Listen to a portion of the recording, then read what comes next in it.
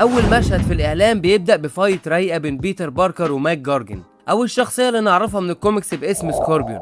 والجامد هنا اننا اخيرا يا كبير بنشوف رجوع ماك بعد ظهوره في سبايدر مان هوم كومينج، وبالتحديد في مشهد البوست كريدت سين لما كان موجود جوه السجن مع ادريان تومز المعروف باسم فولتشر. وساعتها كان نفسه يعرف هوية سبايدر مان لانه كان السبب في دخوله السجن، فاكيد انه عايز ينتقم منه.